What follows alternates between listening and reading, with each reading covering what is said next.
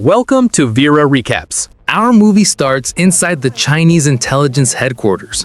The whole base has been monitoring a gang that has been giving them hell for months. Every time, the gang robs a different bank and the authorities still can't catch them. Police cars were chasing the gang, while intelligence agents guided them through surveillance cameras.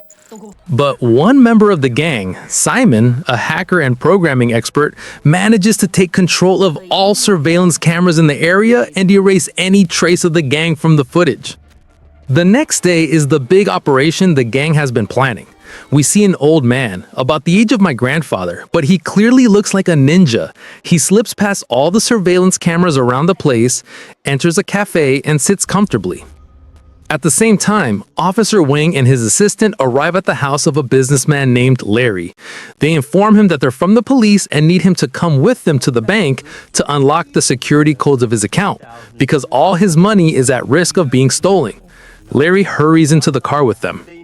Meanwhile, the gang reaches the bank and takes control of it with weapons, but oddly, they don't hurt anyone inside. They're simply waiting for Simon to hack the bank security system and steal Larry's money. All gang members are connected through earpieces. As for the old man, the one who looked like a ninja, turns out he is a ninja. He's the gang leader and the mastermind behind everything. He informs them that the police will arrive in 5 minutes, and Simon must finish the hack within those 5 minutes. Simon disables all the surveillance cameras so no one can track them as they escape. Time is running out. Everyone is anxious. If the police arrive before Simon breaches the system, they're all going to end up in handcuffs. But Simon succeeds and transfers all the money into their account. Unfortunately for them, Wing, Larry, and a police team arrive at the bank at the same time. The old man alerts the gang and orders them to evacuate immediately.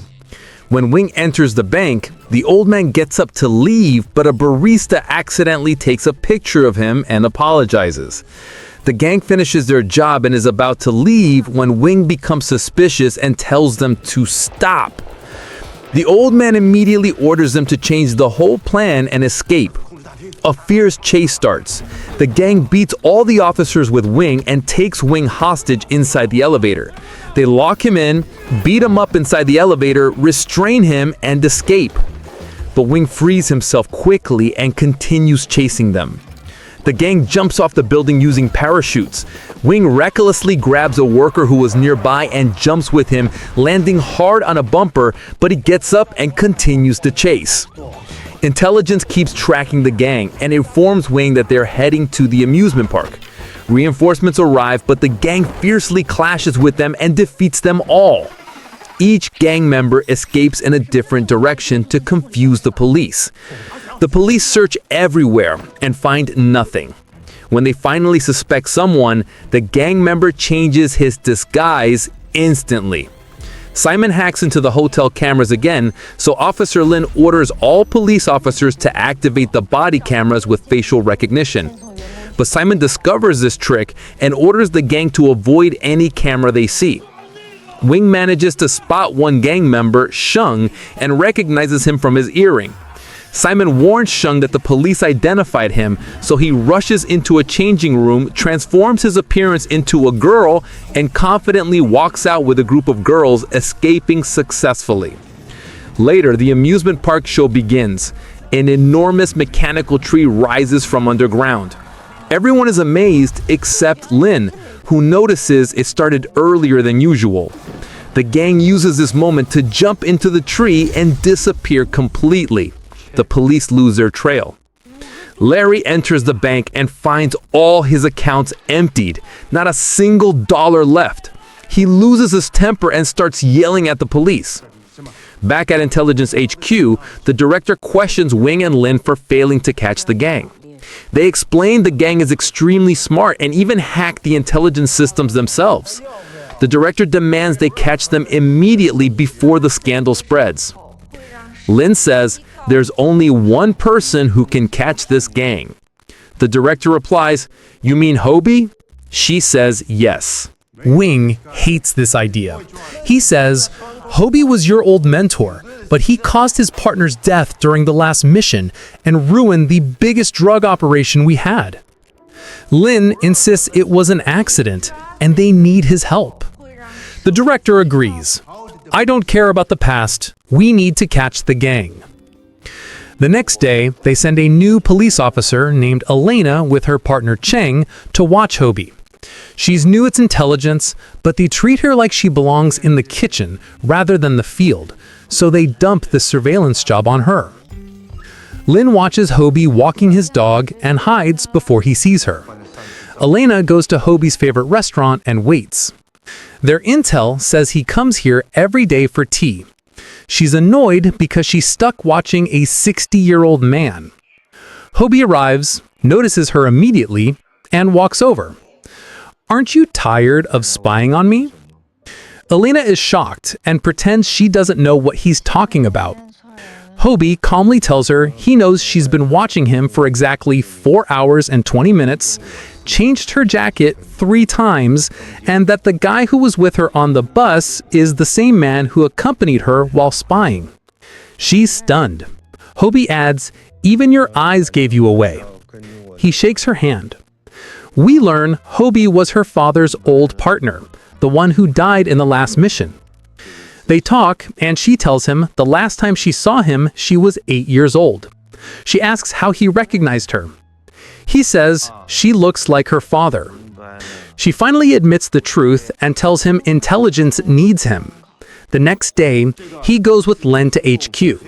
He asks to replay the bank footage over and over, then suddenly pauses at a specific second. He marks several people with a pen and says, "These are your targets." Everyone is shocked he identified the entire gang so easily. Meanwhile, at the hideout, Sheng hugs Simon. We learn they are brothers. The old man arrives and beats Simon for getting recorded at the cafe. Sheng defends his brother, and the old man calms down but warns them not to repeat the mistake. Back at Intelligence, they gather all original surveillance footage and project them on a big screen. Wing remembers the cafe worker took a picture of the old man, so he orders his team to find her. At the hideout, the old man cooks while talking to Sheng. He reminds him how Sheng once saved his life and that he gave him a new life in return. He warns them that if anyone discovers his identity, he will kill them himself. Later, Hoby sees the old man's photo and recognizes his face. He tells them this might be the Shadow, a former legendary police officer who no one ever saw clearly. He committed the 3 biggest robberies 15 years ago and vanished. Now, he seems to be back. Hoby suggests forming a spy team, but the director refuses. Modern cameras made espionage unnecessary. Later, at the gym, Wing provokes Elena, saying women belong in the kitchen. So she beats him up. Hoby watches, proud, and praises her. She has her father's spirit. The next day, Hoby decides to train a new espionage team himself. He picks his members, Elena included, and teaches them memory and attention to detail. After 2 days of training, he tells them it's time to catch the gang. They spread across the city. Hoby gives them code names. Elena rides with him. The Shadow meets with his gang and tells them family is more important than money. He apologizes to Simon for shouting at him earlier. Simon visits the orphanage where he and the others grew up. We learn they were all orphans the Shadow raised. Meanwhile, Elena feels useless because everyone is doing missions while she stays in surveillance. Hoby tells her, "You are the most important piece, the winning card." At the hideout, Sheng shaves the Shadow's beard. The Shadow senses the knife in his hand and tests him, asking if he wants to kill him. Sheng refuses. The Shadow tells him he's the closest to him and wishes him a good life after they get the money. Elsewhere, Elena sees a girl being harassed and wants to intervene. Hoby warns her to stay in the car and call the police, but she ignores him and fights the gang alone. They overpower her, and just before they kill her, Hoby intervenes and saves her. Afterward, he scolds her. She could blow the mission. She says the plan is useless. They've searched for 2 weeks with no progress. Hoby tells her his longest surveillance mission lasted 8 months. She reveals that this was the same mission her father died in, and because of Hoby's mistake, she went a whole year without seeing him. Hoby explains emotionally that he got reckless saving a kidnapped girl, disobeyed orders, and her father got shot because he was left alone with the criminal. He never found out whether the little girl lived or died. She softens and agrees to follow his lead. Later, they see someone who looks like the Shadow in the market. The whole team surrounds him discreetly. Elena confirms his identity through a reflection in water. They track him into an elevator where he pulls a knife on her. Hoby suddenly enters and pretends to be her father, removes her earpiece discreetly, and gives her earrings instead. Hoby offers him an apple, which has a hidden camera, and they successfully capture a clear image of his face. They pretend they live in the same building to avoid suspicion. He buys it and leaves. The camera shows the floor number he went to. The team plants cameras, finds his apartment, and collects his trash, finding torn paper they can't decipher. Hoby decides to get closer. The next day, he accidentally meets the Shadow in the market and invites him for dinner. The Shadow notices Hoby's tough hands and suspects he shoots guns, but Hoby lies, saying he's been a hotel chef for 10 years. They cook together. The Shadow asks about Elena's mother. Hoby says they separated because of his gambling addiction. Elena moved in with him after her mother died. Later, the Shadow asks Elena about the scar on her head. She lies, saying it was from a childhood fight. Hoby returns and gives the exact same story without hearing hers. She's amazed. No one ever knew about that. When she asks how he knew, he reveals that after divorcing her mother, he was in debt and feared someone might target them, so he secretly checked on them every day to ensure they were safe. Elena is touched by these words, and they change the subject to lighten the mood. After they finish, the Shadow leaves, thanking them for the lovely evening. Elena speaks to Hoby and thanks him for what he did, and he tells her it was his duty. She leaves him and heads to intelligence headquarters. Meanwhile, Simon is plotting something new, and it looks like he is about to do something reckless. Back at headquarters, the team is monitoring the Shadow sitting in his apartment. Suddenly, there is a knock at the door. He thinks it is Elena, but it turns out to be Sheng wearing a mask. Sheng attacks him and the two engage in a fierce fight. Simon is watching everything through the cameras. However, strangely, the surveillance monitors at intelligence headquarters show that everything is normal, with the Shadow sitting quietly. One agent notices a glitch in the cameras and realizes the recording is looping. They realize the gang knows the Shadow is being watched and has hacked their feed. They confirm the feed is faked and rush to save Hoby. Simon immediately informs Sheng that the police are on their way and he must withdraw. Sheng overpowers Hoby, who had intervened near the scene, and flees quickly. The next night, the Shadow goes to the orphanage. Hoby and Elena follow him in their car. Hoby keeps thinking about the numbers they found in the trash and deduces that they are Braille codes for the blind, used by the gang to communicate. Just as he is about to report this information and that the old orphanage in the capital is the location, a car suddenly crashes into them, flipping their vehicle and pushing them into the intelligence outpost perimeter. Meanwhile, the Shadow arrives at the orphanage, only to find a gang waiting for him. We learn that Simon sent them to eliminate the Shadow because the police had compromised him. They think they can easily finish off an old man, but they are surprised to find that he is a beast and a master of martial arts. Using a knife, he kills them one by one without mercy, telling them, "When I was young, I killed over 200 officers at once, so a few thieves won't kill me now." Elsewhere, Hoby and Elena are fighting the gang that rammed their car. Hoby manages to kill 2 of them instantly. The team at headquarters sees the ambush on camera and rushes to help. They arrive just in time, and after a fierce firefight, they eliminate the attackers. Back at the orphanage, the Shadow has defeated the entire squad sent to kill him, though he is covered in blood and injuries. He finds Sheng waiting for him. Simon tells his brother to leave immediately, but Sheng refuses and faces the Shadow alone.